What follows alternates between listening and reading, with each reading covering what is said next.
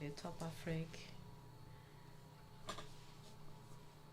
We are on, and we will also go live, start out the show. Greetings, lovely people. Greetings from the studios of Radio Top Africa. Wherever you are, I'm sending you a morning. Even though it's evening already here in Hamburg, it's 8:30. And since we are getting close to winter, it's actually already dark outside. But anyway, we are starting to dive into the weekend. It's a sweet Friday evening, and yes, whatever you did this week, I hope you succeeded and you are satisfied and you can relax. We are going to enjoy this weekend with a lot of activities, and for one of the activities we are going to have tomorrow, Dr. Halima came all the way from the US, and I met her yesterday for the first time.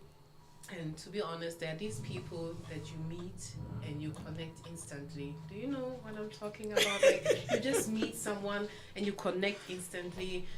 You talk, the conversation is flowing and everything is going because you have like a similar mindset and you share similar ideas. This is how I feel about it's Dr. mutual. Honestly, it's mutual. Feeling is mutual. Of Radio Top Africa, Dr. Halima. Thank you very much. Thank you. The feeling is really mutual. How are you doing? I met you and I seem like I knew you forever. I'm doing great. So far, so good. You've been a great host. So thank you.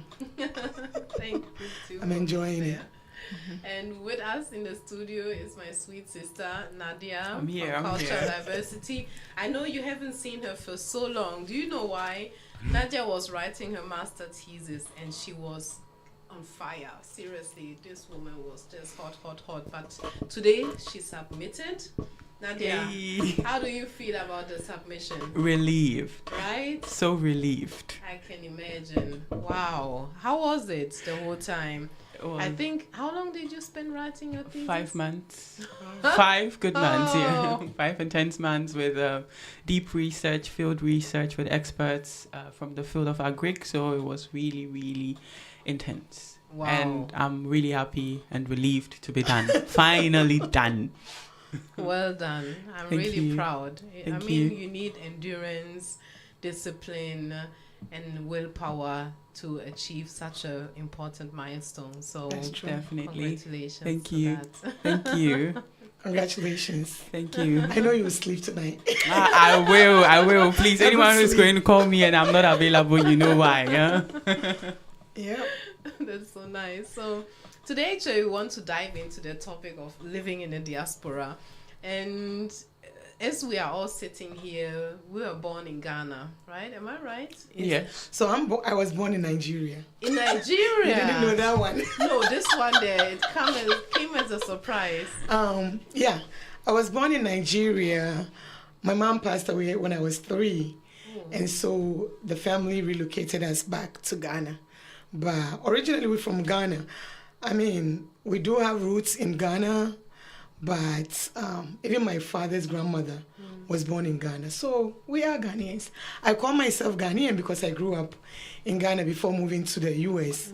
So the only culture I've known is Ghana and US. So I call myself a Ghanaian. Then you're a Ghanaian. Simple as that.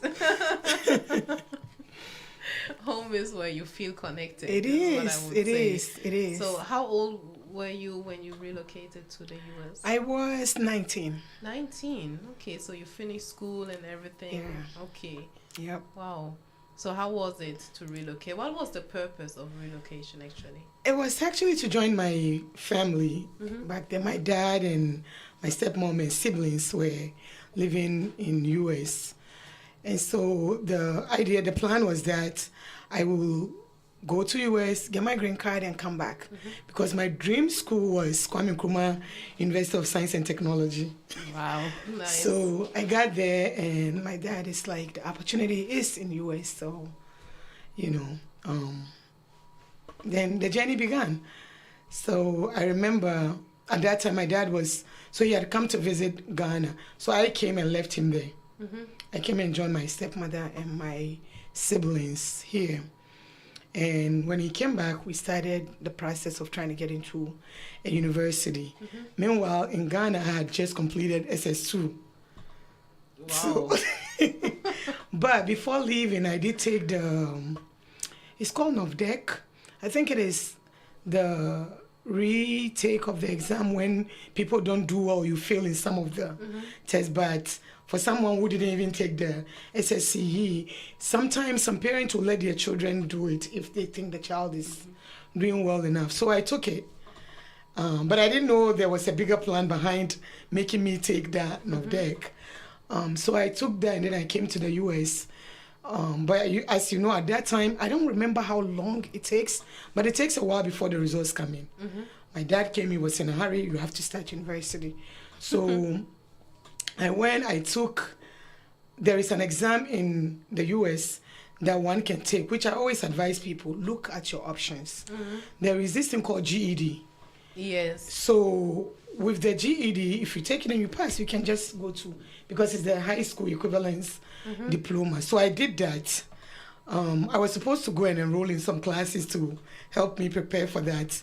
But when we went and I took the entrance exam, they said, no, you can just sit for the exam. So I took it, I did very well, and the next is history.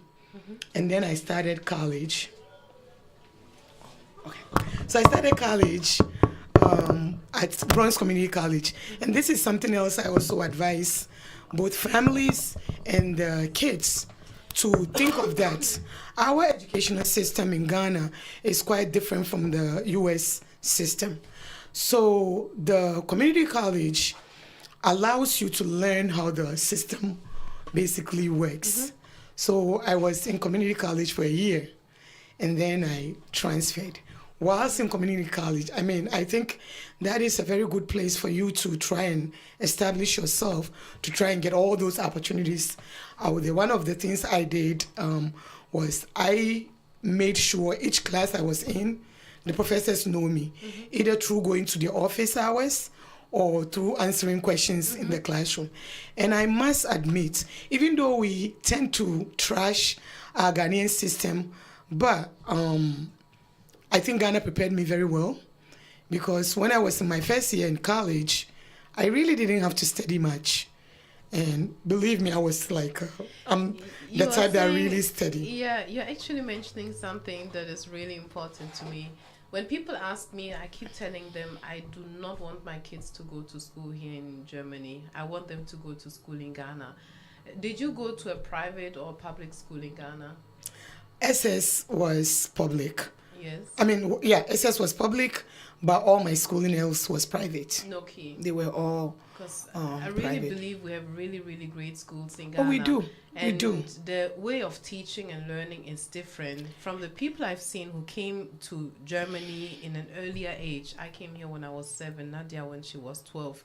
But those who came here later, like with 17, 18, and who had education and focus, they were really doing well in school. They were doing better than the kids that were born here. Absolutely Even true. though they had to learn the language, they have to go through the struggle of learning a complete new language, they were still doing better in school than those who were It's the born mindset.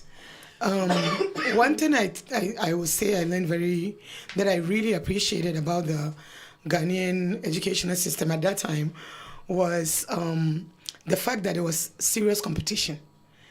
I was a science student, and I'm here competing with the guys, and it was literally intense, like almost like your life depended on it. I didn't want the guy to be first while I come second. So you really put yourself into it. The other thing that I don't think people really appreciate well about the Ghanaian education is the opportunities that come your way. Like you can be in US educational system throughout until you get to college without having the opportunity to have like a national exposure. But I was on Cheche Kule. I don't know those people who know that. So I did that. You know that now, I did some of the, It's like a quiz. I did the Ghana 40th independence anniversary. I participated in a lot of that. I did Kwasasa. So What these is were all all. this? You're truly I came here deeply too early. I don't know all of Cheche that. Kule made us So think, yeah. And these were all through schools, right? So those were really nice.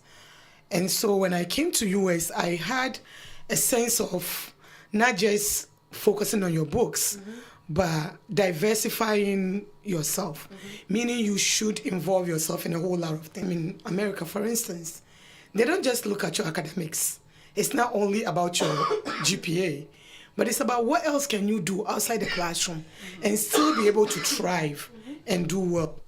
So I think the training I had back home really helped me to do that. So in my first year, I was like in the chemistry club.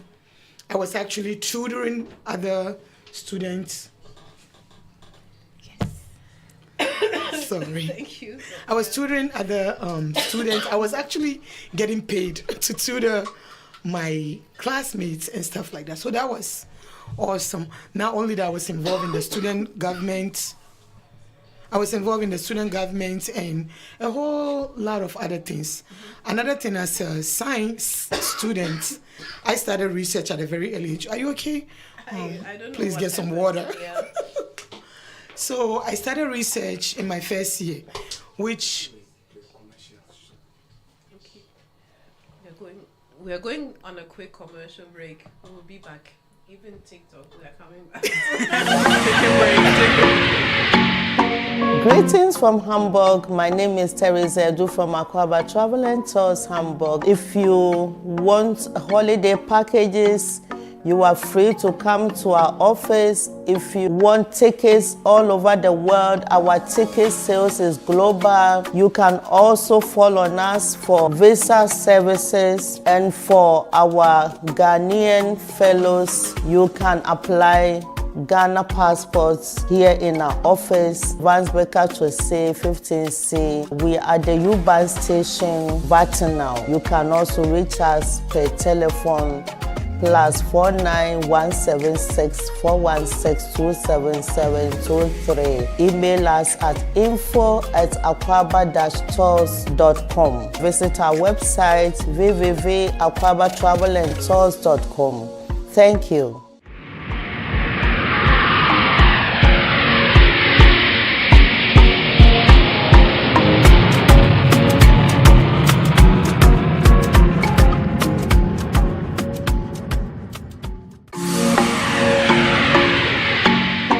Greetings from Hamburg. My name is Teresa Edu from Aquaba Travel and Tours Hamburg. If you want holiday packages, you are free to come to our office. If you want tickets all over the world, our ticket sales is global. You can also follow on us for visa services, and for our Ghanaian fellows, you can apply Ghana passports here in our office, Vansbecker to say 15C. We are at the U-Bahn station, Vatinal. You can also reach us per telephone +49 176 416 27723. Email us at info@aquaba-tours.com. Visit our website www.aquabatravelandtours.com.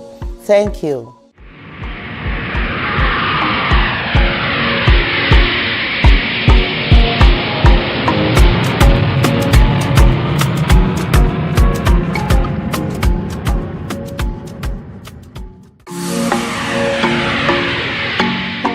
Greetings from Hamburg. My name is Teresa Edu from Aquaba Travel and Tours Hamburg. If you want holiday packages, you are free to come to our office. If you want tickets all over the world, our ticket sales is global. You can also follow on us for visa services, and for our Ghanaian fellows, you can apply Ghana passports here in our office, Vansbecker to say 15C. We are at the U-Bahn station, Vatinal. You can also reach us per telephone +49 176 416 27723. Email us at info@aquaba-tours.com. Visit our website www.aquabatravelandtours.com.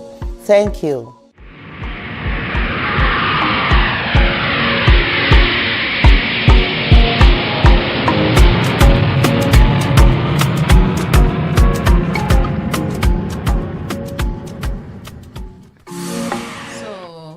don't know what hell was happening to my throat, but I needed some fresh air and some water. My name is Dr. Ama. You're watching Afro Fusion. Today with me in the studios of Radio Top Africa is Dr. Halima and my sweet sister Nadia. And let me read a few comments before we continue. Mohammed Bakson, thank you for watching. Nice to see you again. Osei, thank you also for watching. We will meet in a few minutes for the kinky party. McKinsey. Thank you for the fire. Hot, hot, hot. It is really hot here in the studio with these two beautiful ladies by my side, and the topics we are discussing is just on point. I love it. I have highly educated women. These are the kind of women I'm just being biased here, most African men would fear. Because they have brain and they have beauty. They have both, and most men run from this combination.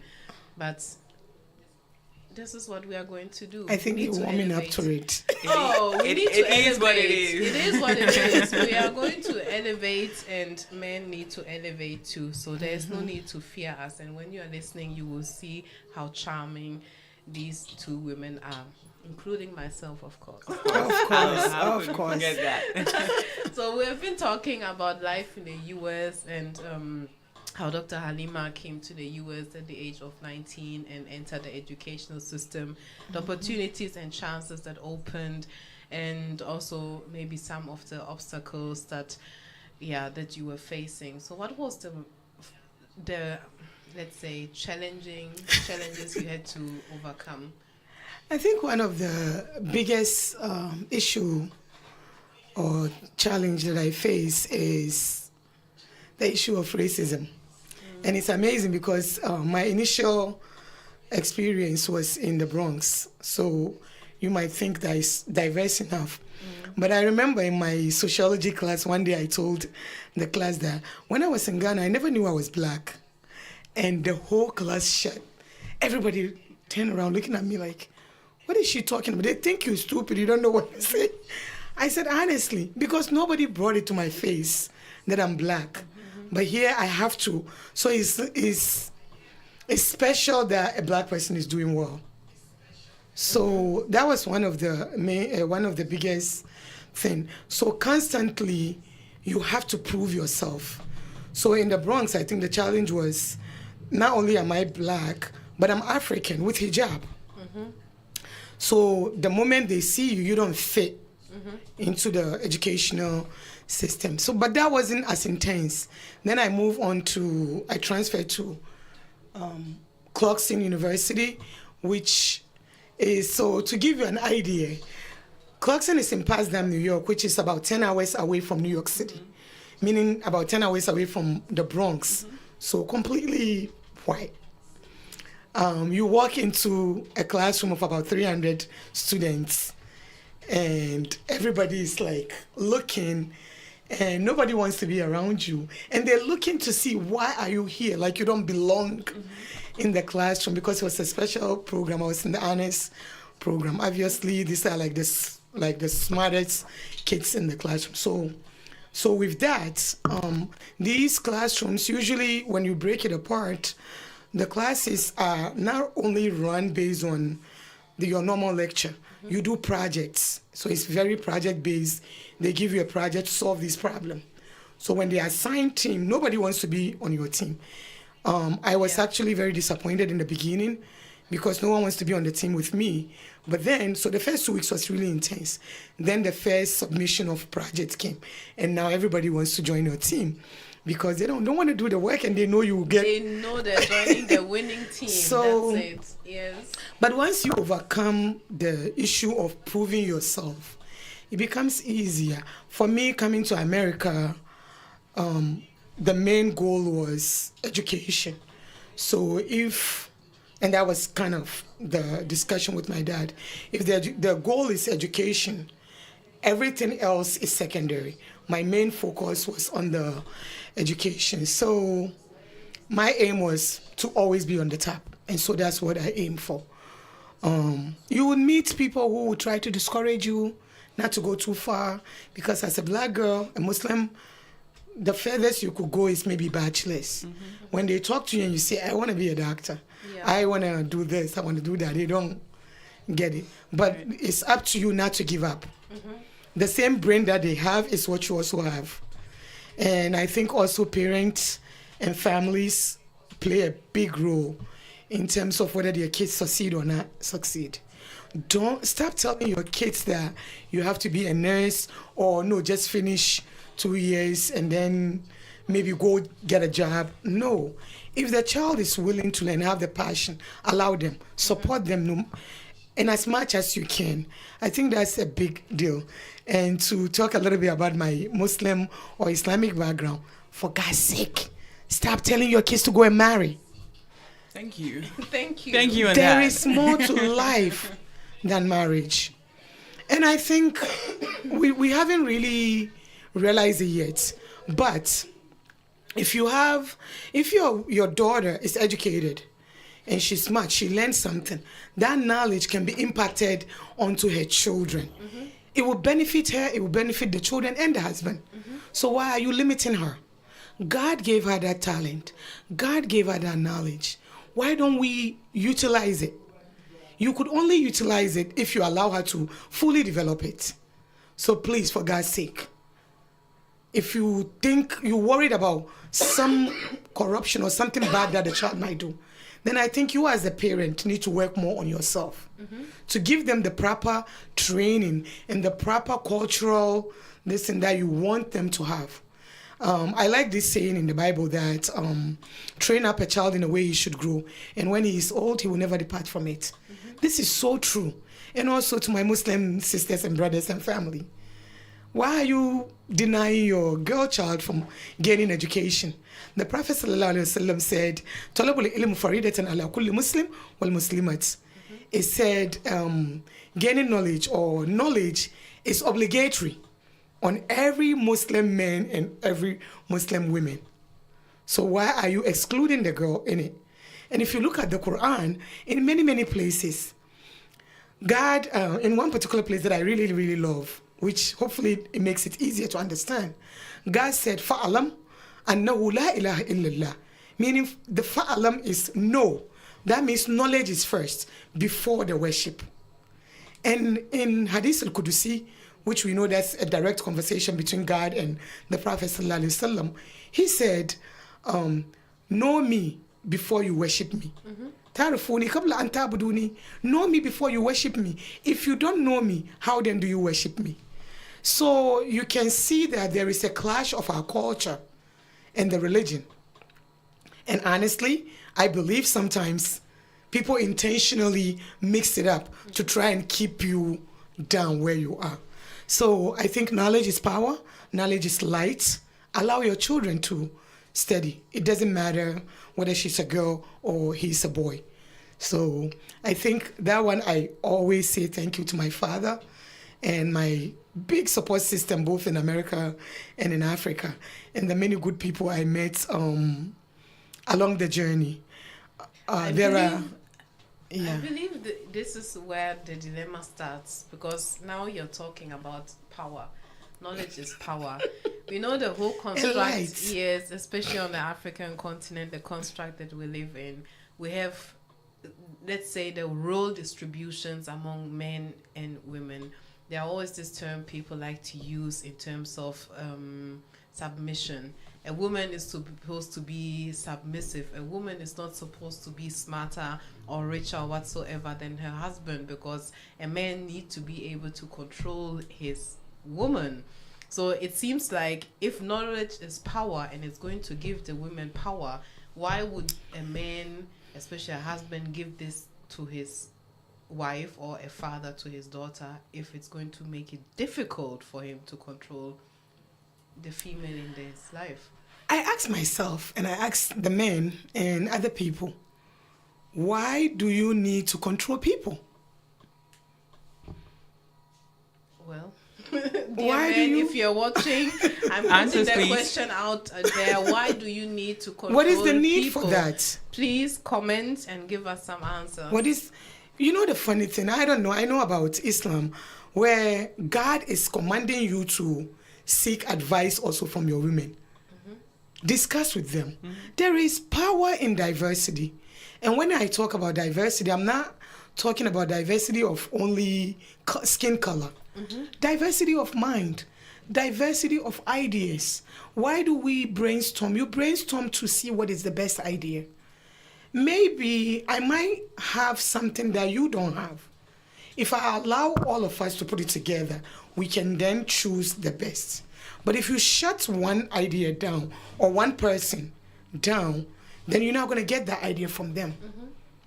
I don't know, in US they invest a lot of money now in diversity-based programs. Why? Because people are realizing the importance of this diversity. So I'm pleading again on behalf of women. Don't think that when we're educated, we're going to challenge you. Nobody is going to take your power away from you. We're not going to take it. That's not our intention. Exactly. Our intention is to give our families and you the best of life. If, for instance, you are bringing $1 and I can bring 50 cents onto the table, together our kids will have $1.50 versus if I should sit home for you to only bring the $1, the quality of our life will be reduced. Exactly. I mean, let's just empower each other. Let's empower each other. I think there is really the need for that. And I think some are realizing it. So now people are allowing their girls to also go to school. Allow your boys to also cook, clean. Yeah. Do those things. I always tell my kids that we are a team. And as a team, each member of the team has a role to play.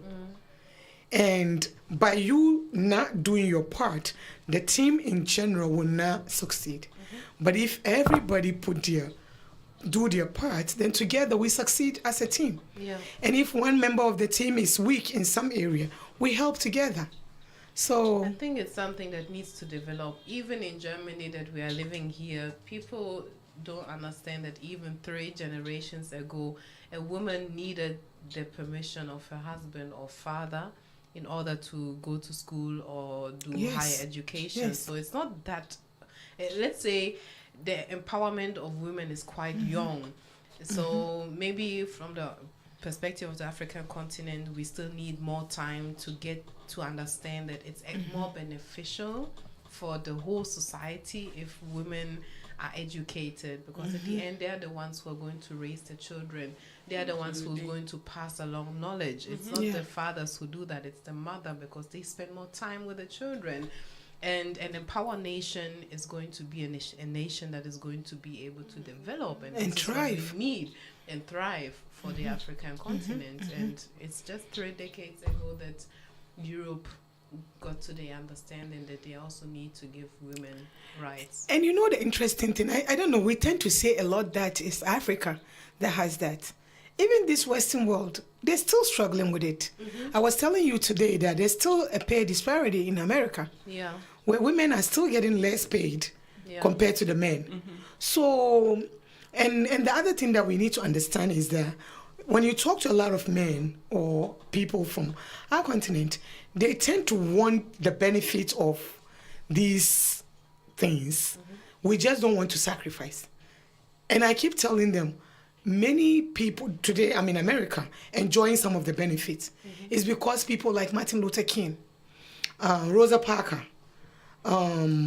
Anita Baker, Maya Angelou, all these people sacrificed for me. So if I want tomorrow my son or my daughter to benefit, or their daughters to benefit, I have to be willing to also put that sacrifice there. Yeah. But if I want things to be better, but I'm not willing to put the necessary work required for those things to be better, who then do I expect to do it? Exactly. If I say, no, I'm not going to do it, Miss Nadia will not also want to do it. Dr. Amma will not want to do it. Who are we living it for? I think there's some sort of hypocrisy in this. So I think we need to change that. Yeah. Let's all be willing to change what we want to change together, put in an effort. What would be your message for the men out there who might be afraid to get into a relationship with a woman that is doing better than them? I say don't be afraid. Don't be scared. Be honest. I think that's the main thing. Be honest. allow her to thrive, because her succeeding is also you succeeding.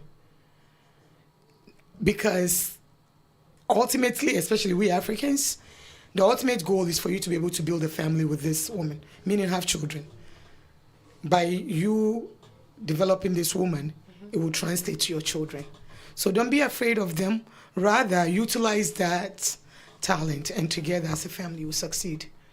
Okay, thank you very You're much. welcome. Nadia, what about you? I think you need to shift a bit for us to see you in the camera. Let me show you, because There you you're not visible. Yeah, so right. I Okay. think come a little bit. more. There we go. Is it better? Yeah, It's better now now. you're good. Yeah, it's better now. Okay. She was hiding. Yeah, and Yeah. she's quiet. So, what is your take on that? Oh, well, I needed to allow Dr. Halima speak. You do the whole job. It was quite intense what you spoke about. Starting from growing up in Ghana and down to the issue of men having equal share, or let me say a woman and a man having equal thoughts on how to build their lives.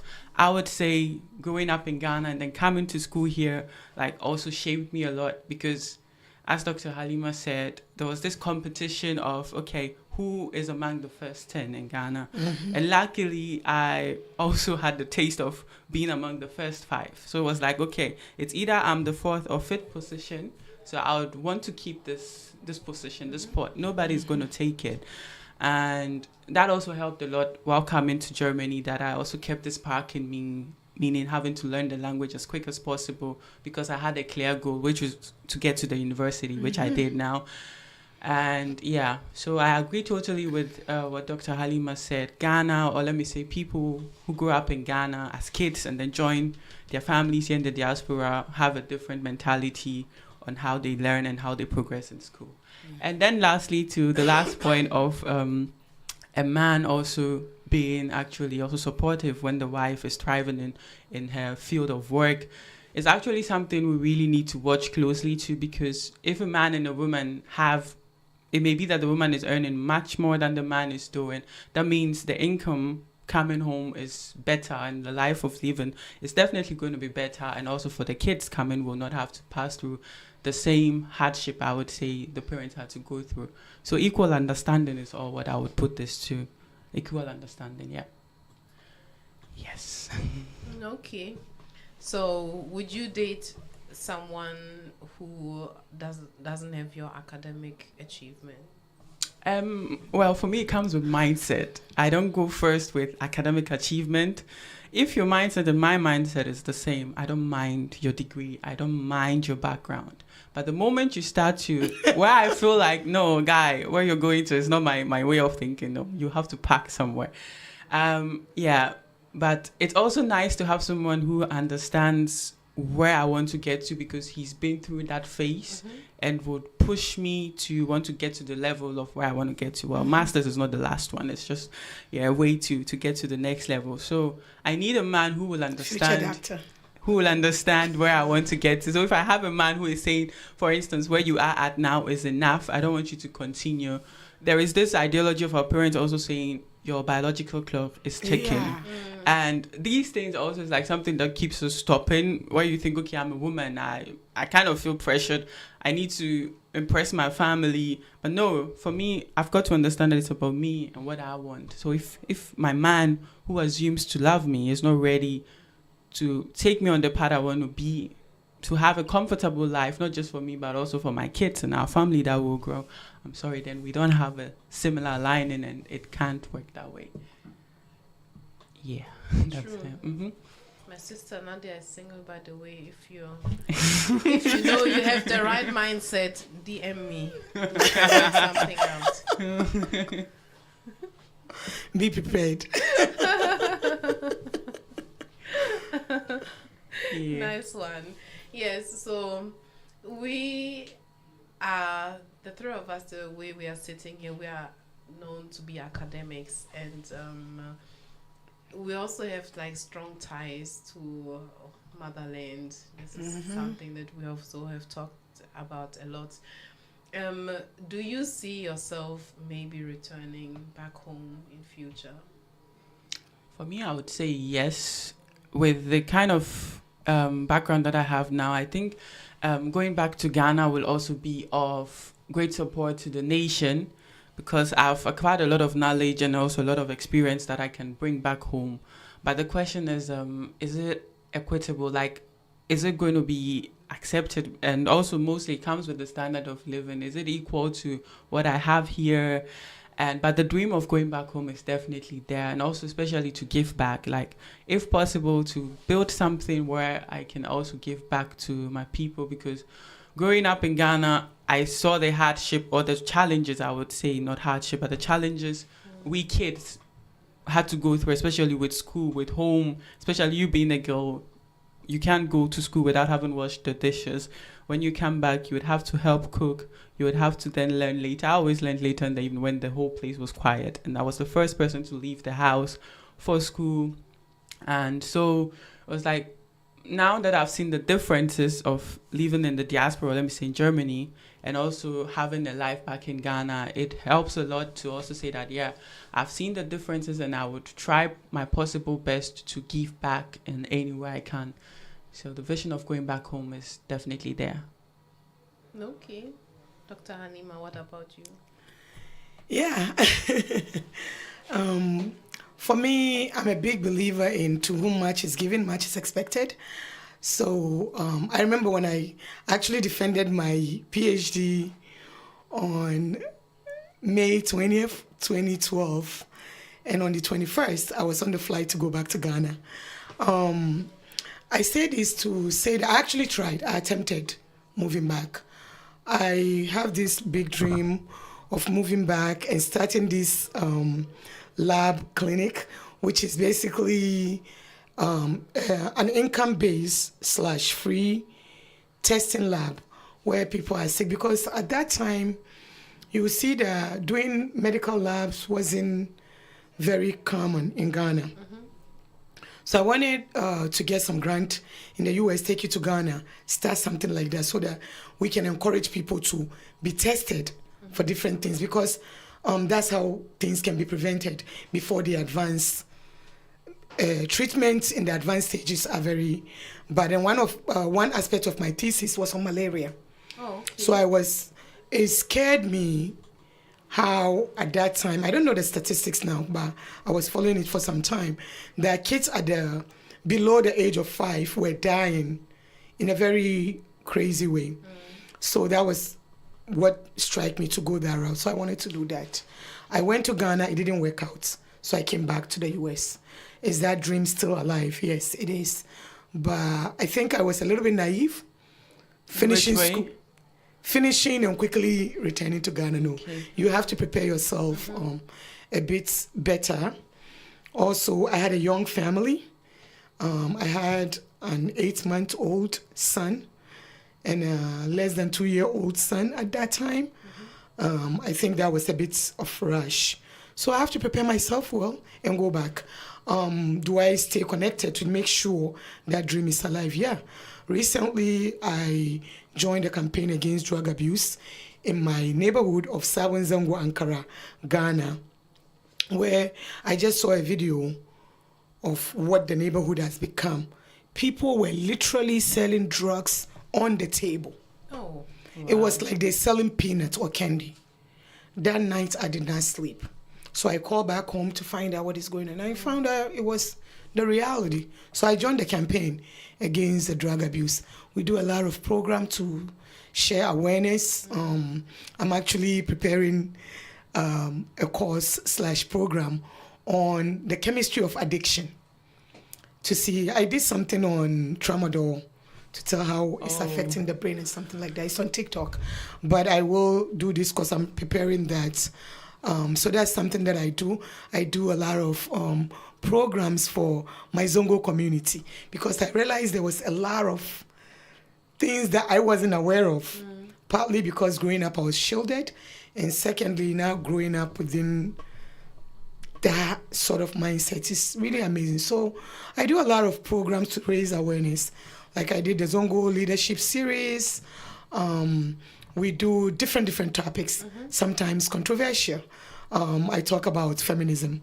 People, when they hear feminist agenda, they think it's all bad, but it's not all bad. And I try to merge. They always use it like as an insult. Yeah. So I try to bring in the Islamic aspect. So I merge Islam, science, and faith.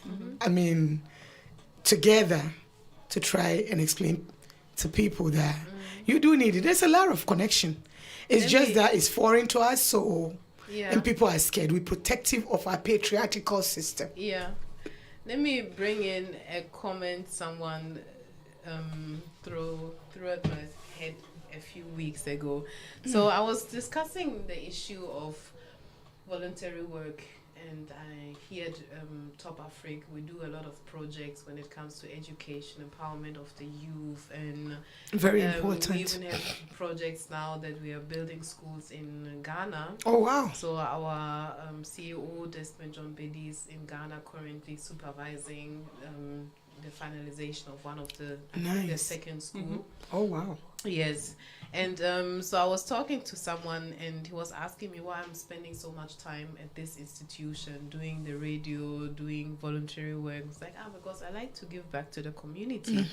And it was like, but what has the community done for you? Because everything you have, like, you worked for it, or it was the German government that paid for it, or in some way be. But what has the community done for you to say you want to give back? And so my response was, you don't give back to those who gave to you. That's you right. Give back who need it. Yes. That's how you generate a chain of support. So and also the community is also like a homage. I mean, we all are gathered here today. It feels like home. And this is not something you will get from your supporter. It's just like a neutral support that you get from the German government. But there is a connection when the community, I would put it on the Ghanaian community, when 2, 3, 4 Ghanaians come together and the energy is good, you feel at home. With these, for me personally, what helped me still keep my strong ties to Ghana and always feel at home is I've always been within the Ghanaian community. No matter me being with my German friends in school or being in a German school, I had a strong tie to my Ghanaian community. And it's helped me keep the language, still keep the culture intact.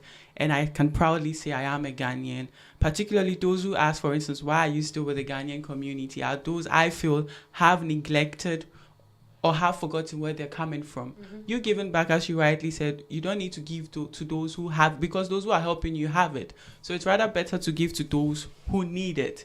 And that is our people, because we have a clear understanding that our people need our support. We have understood the system, for instance. We need to give back to those who are here to also build. That's an example I would give. Yeah. Thank you so much. Okay, Dr. Halima, let us also hear your point of view about, you're already doing so much for the community. Why is it so important to you? I think for me, there is a little personal aspect of it, which is I was given a lot. Most of the time when your mother dies, you become a burden on society. A lot of times fathers will neglect you and so on and so forth. I was raised by a community, a very strong community, for instance. Although my dad was doing the financing, but I needed the community to take care of me and train me. And also when I came to America, I had a lot of support, either from the school or either from my professors or even the administrators. And if I look at it, a lot of the things that I got, I wouldn't have gotten it without somebody supporting me. For instance, one of the things that pushed me to do, and I do a lot of mentoring and a lot of giving back to society, was a scholarship I had through Merck Pharmaceuticals. And I had that scholarship because somebody pointed me out. A scientist from Merck happened to be at a program where there was a research competition where I was presenting my findings on a particular topic, a research that I've done. And after my presentation, Dr. Lyndon Mitnell, thank you. You know I always mention you, I always thank you. But Dr. Lyndon Mitnell came to me and asked me about my research and stuff. And he told me, he said, look, there is this scholarship, UNCF Merck scholarship, that I think you would be very good for it. You should apply for it. And So sweet. I asked him about it, and he told me a little bit about it. He said, yeah, you should apply for it. So I applied. And that scholarship, you will be surprised how much opportunity that scholarship opened for me. My dream since I was a kid was to be a medical doctor. My role model was Dr. Mrs. Mary Grant. I didn't know anything about what it takes to be a medical doctor, whatever. I just love the idea of her being a wife and at the same time being a doctor. So whenever I hear her name, Dr. Mrs. Mary Grant, Yeah. I just wanted to have that. Dr. Mrs. Halima to whatever. So that was my dream before I met Lyndon Mitnell. He introduced me to this scholarship. I applied for it. I ended up getting it. And lo and behold, when the scholarship was a $35,000 scholarship. Wow. And on top of that, you get to work at Merck for 2 years, Wow. 2 summers. Yes. And A working Lyndon, student. yes. That's great. And Lyndon happened to be my mentor, boy. Yeah. He was so supportive of my dream, being a Muslim girl and still wanting to go to school that much. Although he was afraid that my dad and my family would not allow me. I said, don't worry. I was pushed to get married since I was in class 6. My dad and my great-grandfather stopped that. So don't worry, I don't think they're going to stop me now. So with that, by the time I graduated, and also through that, many opportunities came, like I said. At some point, I was one of the only black person, only non-Ivy League school student to be selected to go and represent US in China. I was there for about 4 months, teaching Chinese students and graduate students whilst I was an undergrad, how to do research and how to do presentation and stuff like that. So that was a great opportunity. I would have never had that. So that came along the way. So when I came back, it became a personal mission to help, because most of the time where I went to school, you would drop off by yourself. Either you're not doing well, first of all, it's a foreign Or place. you can't afford it. Or you can afford it, Yeah. or it gets tough actually move forward. So it was my job. I took it as a personal duty to help, especially when I see students from Africa. So we had our own little clique. I had lost my accent at some point, but we easily were able to create a Ghanaian/Nigerian African community, but mostly dominated by Ghanaians and Nigerians. And then quickly we start to speak our own language. We speak the pidgin. So that helped us too. And we are still connected up to this stage. I left Clarkson in 2006. We still have some of those friends that are together. So you can carry on that. And I realized that I was mentoring people that don't necessarily need the mentoring and the support I was given. What am I saying? I'm helping white students. One of my mentees today is a doctor. I'm so proud of her, Dr. Brittany Snyder. So we have a lot of those students that I was giving back to. And one of the obstacles to giving back to our own community is you being a girl, being a doctor, and also promoting education, which they say the girl child not to do it. So that's something that I'm really passionate about. Wherever I live, I try to be on either the PTA or the board of directors, and I have been on different board of directors to try and influence the curriculum that are being taught to our students. And parents don't know or don't realize that as a parent in the West, you have a say in your child's education. You do. How can you be able to put up that your say? You can your only... phone is off. You're Yeah. not in the life anymore. Yeah. You can only do that... Yes, I think it went off. You can only do that if you participate. Like, if I'm on the board or if I'm in that room that you're discussing something that I don't like or it's not going to be necessarily good for my kids, I would not allow that to happen. For instance, right after COVID, we had this huge grant for school that my children were attending. And people were proposing some entertainment to try and keep the kids happy and all that. And I'm like, let's look at our statistics. We're not doing good in math, not in English and science.